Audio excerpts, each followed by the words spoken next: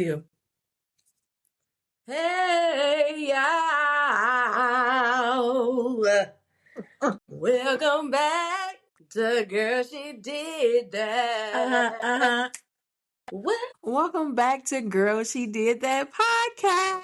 We are in season 3, episode number 1. So what's up? What's up, Brianka? What's up? What's up? What's up? What's up? What's up, ladies? What's up? Okay, ladies. Okay. So what you been doing, girl? We ain't been on the podcast in a minute. You know, traveling half of the time with you. Wow. You know, Wow. That means you're great working. then. You know, all that good stuff. Okay. What about you? You had a lot going on. Yeah, same. Working, traveling, moving, all the things, all the life things, but we back. We are back. We are back. So what you drinking today? So today I'm drinking, what's this again? Something guava, passion fruit guava, something. Bellini. Ooh. Oh, okay. Ooh. The Bellini. It's the passion fruit guava orange. Okay, you showing your age. That's From fine. Trader Joe's. Okay. All right, Trader. Oh, I love Trader Joe's. We ain't got one, but I like it. I like it. What you sipping on? Well, I have my fancy glass here. Okay, fancy glass. It's called Taking the Long Way Home. I created this. I created this cocktail with anything and everything that was in the refrigerator. Okay, but now you're not showing your age. But my base is Hennessy. So whatever was in the refrigerator, with that, cheers to you. Okay. Okay. That's a little concerning. Why? Because you're too old to be drinking any and everything. It's juice in the refrigerator. It's all different type of juice, lemonade, Oh, okay. In my mind, I was thinking alcohol. Oh no. I only stick with the dark alcohol. I can't do nothing. No light. Dark is my base. Right. But in my mind, when you were like, oh yeah, any and everything that's in. Oh yeah, no, I'm too. I'm too old. I can't be mixing drinks. Exactly. That's too much. I'm sticking with one. Exactly. So okay, yeah. But I felt the judgment in your throat. But it wasn't judgment. It was more so of a concern. It was definitely judgment. That was not concern. That's a projection. But let's move on. Oh, wait a minute. Y'all, Cassandra got her. Y'all probably didn't know we have a whole situation down here that you can't see it, but like I obviously don't have it together, but Cassandra does, and so we finally figured it out. So we're about to go in overload. Just an FYI. We are. Okay. I won't do it. I won't do it too much. I promise. Okay. I can only, because I don't have my stuff together, I can only hear it in my ear. It won't play in the pod. Anywho, so and before we get started, we have merch. We actually had an event. We had our first vendor event, Loving Me on Purpose. It's I Love Me on Purpose. Get it right. I Love Me on Purpose. Okay, yeah. Okay, well, do you go ahead? Because it was actually, you were a part of it. I mean, you got it. I just let you know, because Mama Hardy gonna be like, "Is I Love Me on Purpose?" For sure. Even call me Brittany on purpose, but it's okay. Yes, Brittany on purpose. Okay, so we had an event. I spoke at a conference just a few weeks ago called I Love Me on Purpose. We're trying to get the podcast out there. We're trying to monetize our podcast. So we do have merchandise. We were able to sell several different items during our little vendor gig. And it was great. And so we potentially have another one coming up here in a few months. In October. Yeah, in October. So we will be in a city near you wherever we get invited. Correct. Yes. But we will be in Tinley Park, the end of October. Yes. I can't remember what date. I think it was the 25th. I think so. I think you're right. 24th, 25th. One of those days. So, yes, we were at the event and we were invited to go to another event to vend. So we're super excited about it. We're doing our part to get ourselves out there. And yeah, so if y'all have any events that you want us to vend at, let us know. All that good stuff. But yeah, we have merch. We sold some journals, tumblers, t-shirts, fanny packs, some mugs, some pens, some stickers, just all types of cute little knickknacks. But yeah, just wanted to let y'all know that we do have merch. Go to the link, Instagram, Facebook, wherever. Yes, they're on there. So we're going to move on to the episode of Girl. Not everyone gets a seat at your table, you know? Everybody just don't get a seat.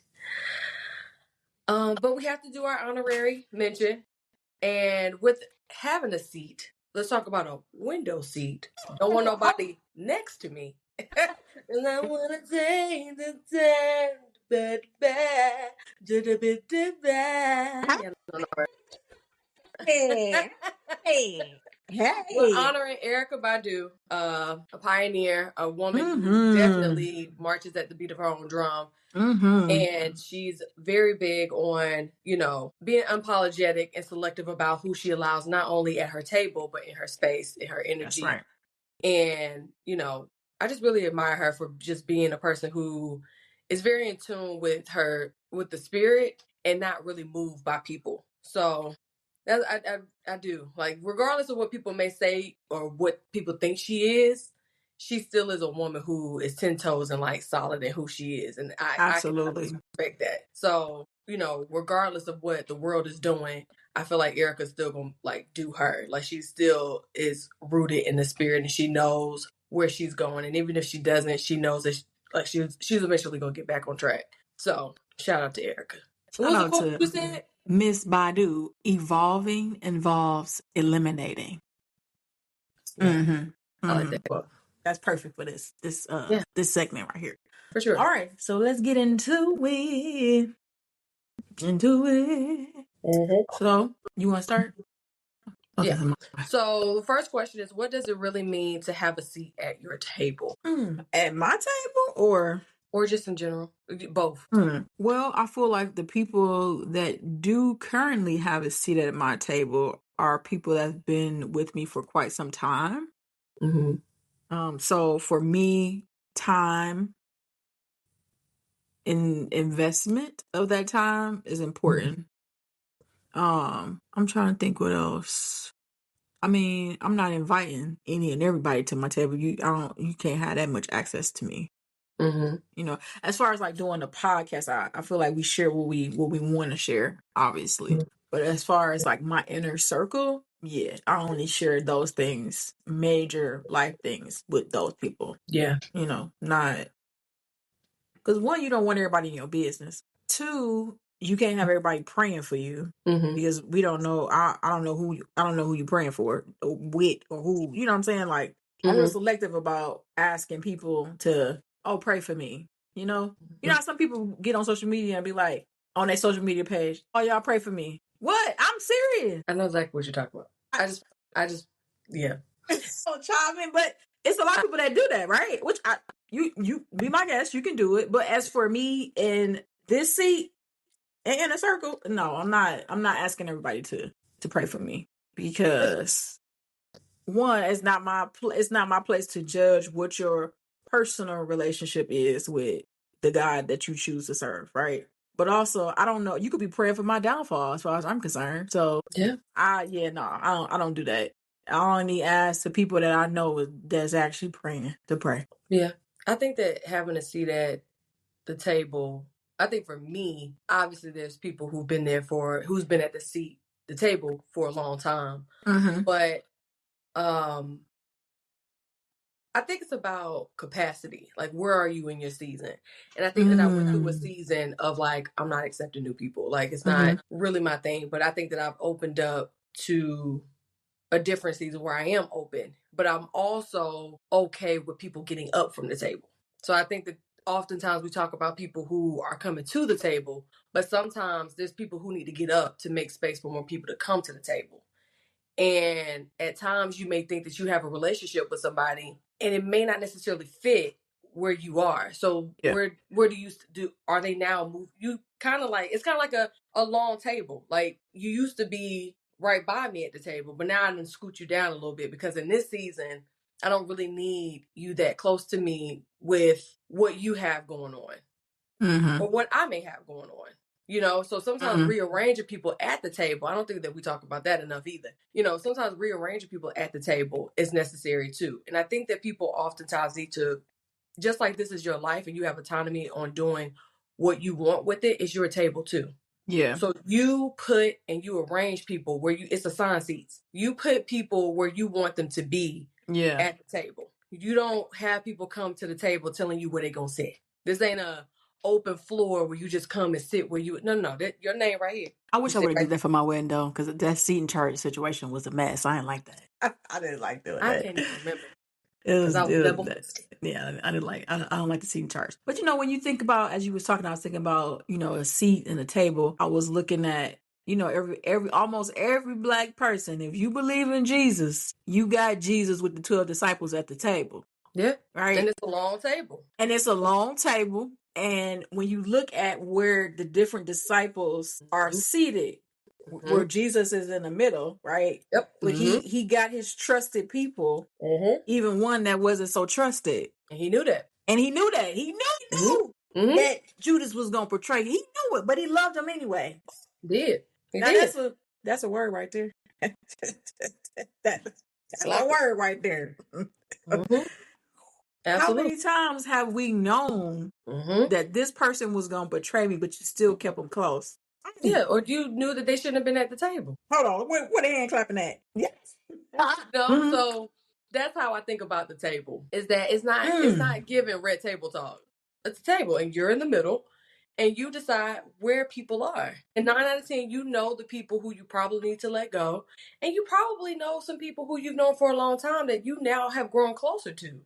There's just different seasons for different things, and I think that it's just really important to communicate where you are in life and how and really expressing gratitude to people and letting them know like how much they mean to you and what they mean to you. Yeah. I think that is a lost art when it comes to friendships. I feel like that's really reserved for more romantic. That's good. Lost People could art. probably do. That's Yeah, right I feel like people have lost that, and I think that sometimes people can probably improve that in their romantic relationships, but definitely in their friendships, like having conversations about where are we in our friendship, who are we to each other, what do we do for each other, and not necessarily coming at each other accusatory or feeling or blaming or feeling a sense of like if I have this conversation with you or if it doesn't go my way that I'm rejecting you. There's so many different ways to go about the situation. So I just think that having a seat at the table isn't just as simple as what do you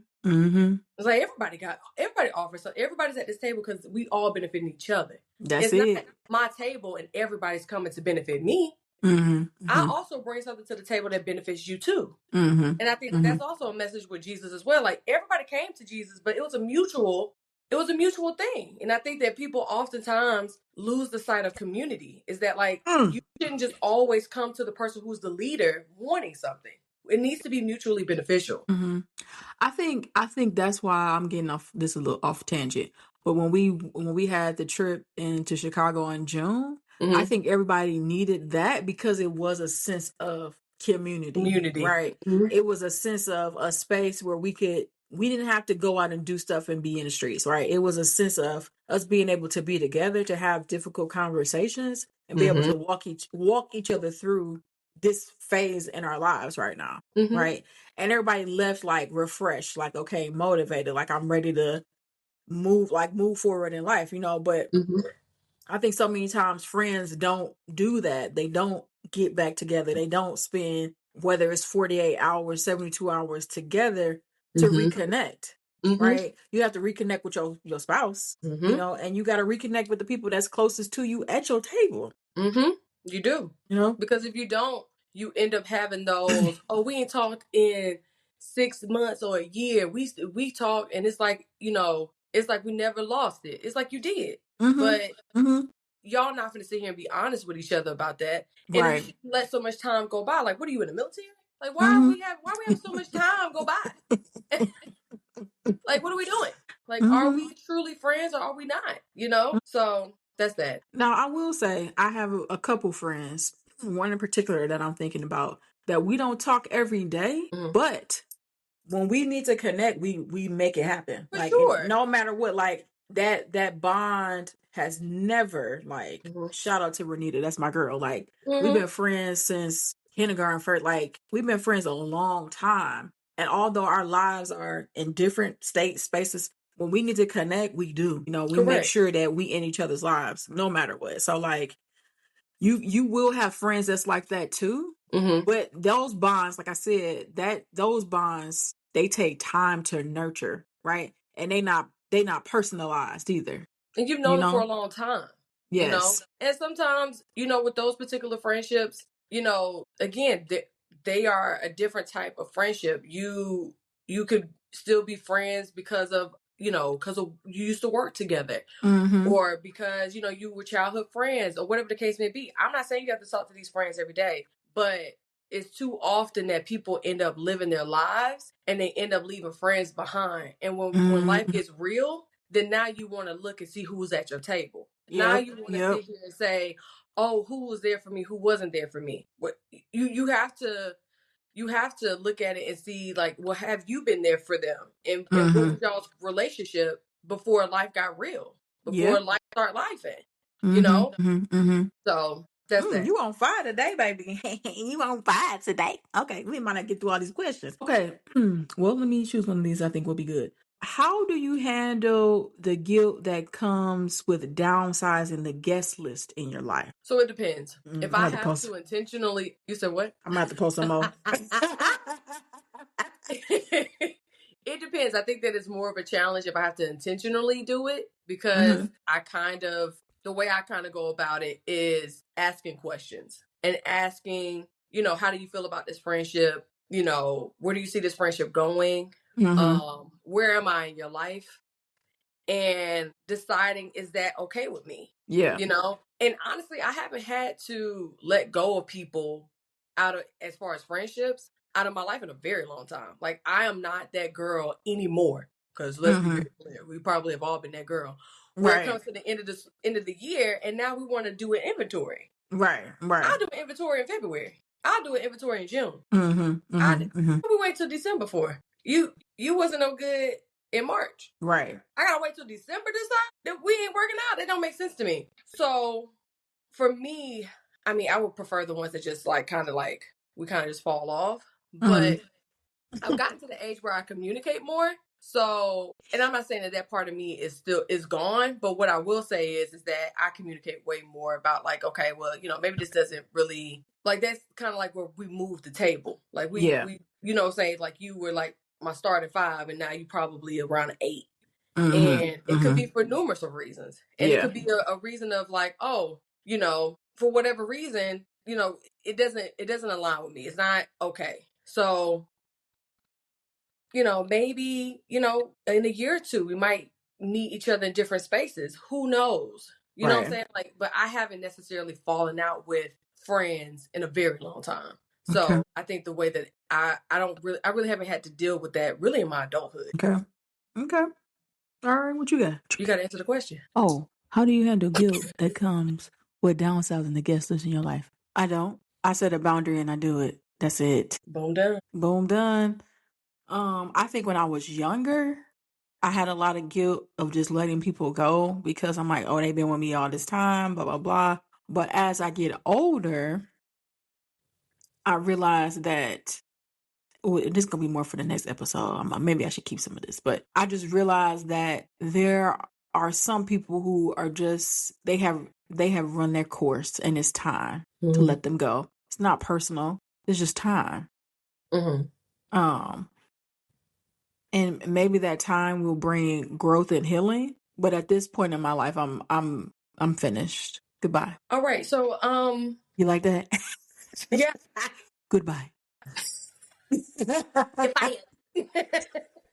Well, how do you feel? Well, how do you keep your table open to new people without letting just anybody pull up a chair? You know how I feel about meeting new people, so I mean, Because this question is really for you. wow. I would say, when I first moved, I was not open to like meeting anybody. Like, for what? I'm like, okay, I don't Specify move. Move what you've moved like when like I moved from 11 times. Chicago to my current location that shall remain nameless because it's in the middle of nowhere. But I'm trying to be friends. I'm like, I don't trying to be friends with nobody for real. Like, for what? I got my people. You know what I'm saying? This requires me to get on a flight to go see them. So like bye. But in that, I've met a few individuals that I've become close with. It has taken some time. And some of those individuals I am very different from. And so that's required a lot of conversations about some of those differences and respecting, the differences that we bring to the table. So I'm open to it. I feel like the older you get, the more difficult it is to make friends, honestly. All right. Especially if you don't live somewhere where you grew up or you went to school or something like that. It's hard to make friends as you get older. And then you also are in a season of life if you're married and you got a spouse and you got kids, now you got to be friends with the spouse and the kids, and it come with a whole package now, so out. So it's stressful. Like, kids play date for what? I don't want to do no play date. It's like, oh, okay, these kids got to make friends.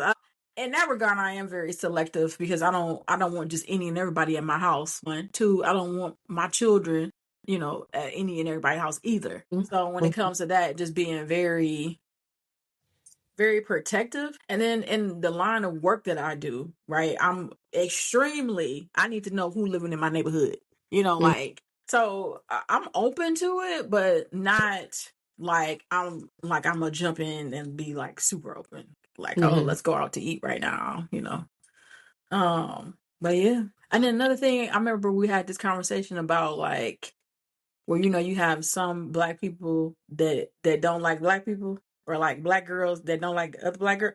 I've experienced that living here. Yeah, it's a very interesting dynamic. Like very, very interesting dynamic. Yes. And I was like, oh, Brianka was right. This actually really exists. Okay. Met those girlies before. Yeah. You gotta say far away. Far away. Far. Yeah. Like that far away. Like strictly just coworkers. Like, we're good. I don't even want to be your coworker. Just don't. Well, I mean, sometimes it's, in some workspaces you have to work with them. Like, you can't really avoid them. But if you can, it's a way. It's a way. It's a way. Yeah, that's what I'm saying. Like, if you can, that's awesome.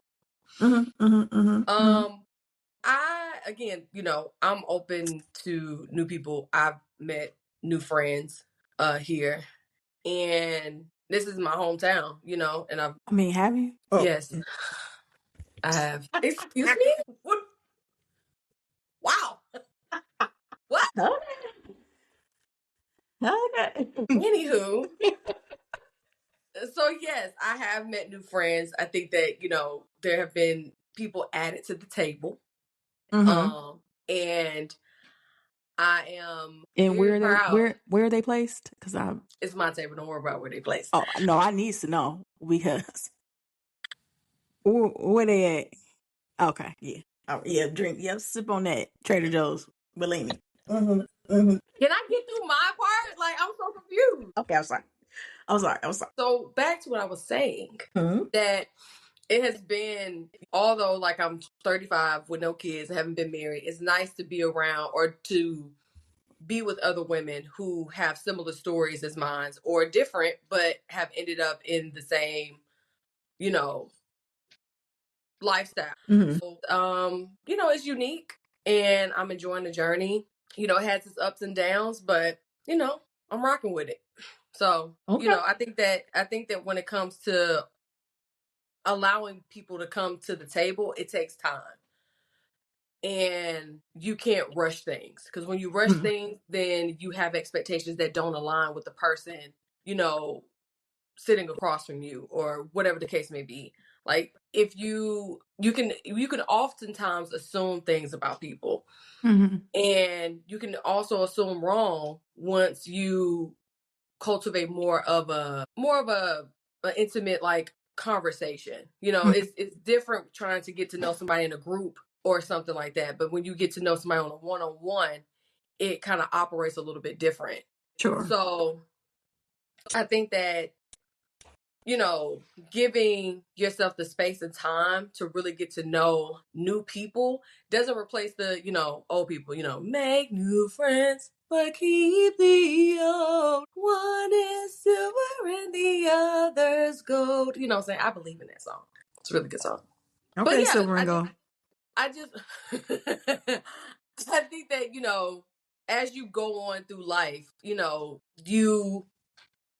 sometimes have a reflection. Your life ends up having a reflection of where you've been and what you've gone through. So like when we were at your wedding, you had so many different types of people. You had people from your childhood, you had people from grad school, you had people from elementary, you had people from Chicago, you had people from, Kentucky, all different places, because of the different places you were and the relationships you decided to open yourself up to.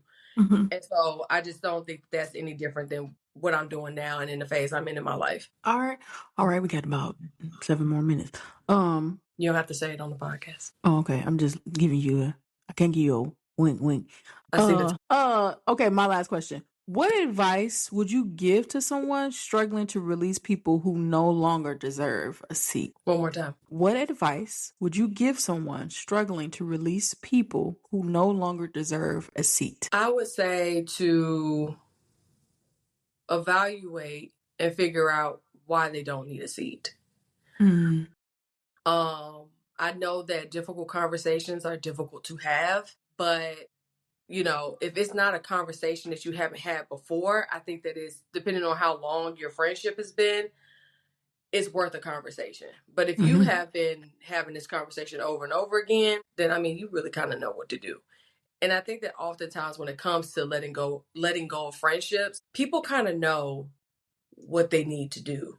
You don't really need anybody to validate the decisions that you make in your life. Like, they're yours. They're yours for the taking. So you know what you need to do. Go ahead and do it so that you can move forward and do what you need to do. Okay. That's good.